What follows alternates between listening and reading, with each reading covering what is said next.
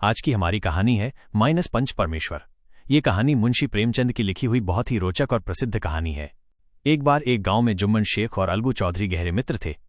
दोनों की मित्रता इतनी अटूट थी कि लोग कहते, जुम्मन जहां जाएगा वहां अलगू भी मिलेगा। दोनों एक दूसरे के सुख दुख में साथ रहते थे। जुम्मन की एक बूढ़ी खाला थी। उनके पास थोड़ी सी जमीन थी। उन्होंने वो जमीन जुम्मन के नाम कर दी, इस शर्त पर कि वो उन्हें जीवन भर भोजन और देखभाल देगा।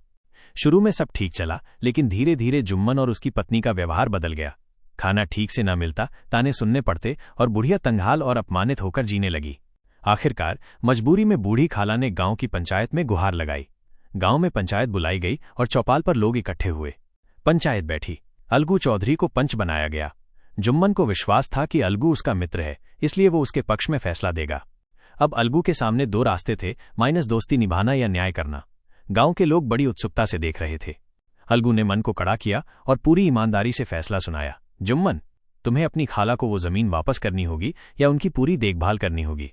तुमने वचन तोड़ा है, इसलिए अब उन्हें स्वतंत्र होना चाहिए। ये सुनते ही चौपाल में सन्नाटा छा गया। जुम्मन के चेहरे पर गुस्सा और अपमान साफ झलक रहा था। वो अलगू से मन ही मन बैर करने लगा। समय बीता। कुछ महीने बाद एक मामला अलगू चौधरी पर आया। उसने एक बैल बेचा था। नया मालिक कहता था कि बैल बीमार था और मर गया, इसलिए अलगू ने धोखा दिया। फिर से पंचायत बुलाई गई। इस बार पंच बना जुम्मन शेख। गांव भर की निगाहें अब जुम्मन पर थीं। ये वही मौका था जब वो अपने पुराने गुस्से का बदला ले सकता था।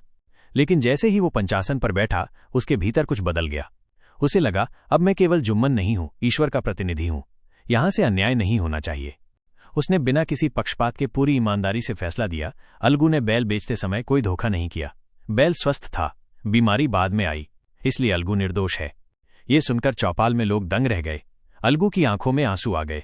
वो बोला, भाई जुम्मन, आज मुझे समझ आया कि सचमुच पंच परमेश्वर होता है। पंच की जुबान से भगवान बोलते हैं। दोनों मित्र गले मिल गए। गांव में ये उदाहरण अमर हो गया कि जब कोई पंच बनता है तो उसमें ईश्वर का वास होता है और वही सच्चा न्याय करता है। आपको ये कहानी कैसी लगी कमेंट करके जरूर बताएं। आपको और कौन सी कहानी सुननी है वो भी कमेंट में जरूर बताएं।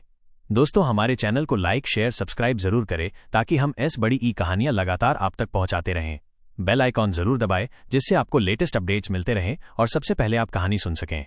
बहुत बहुत धन्यवाद।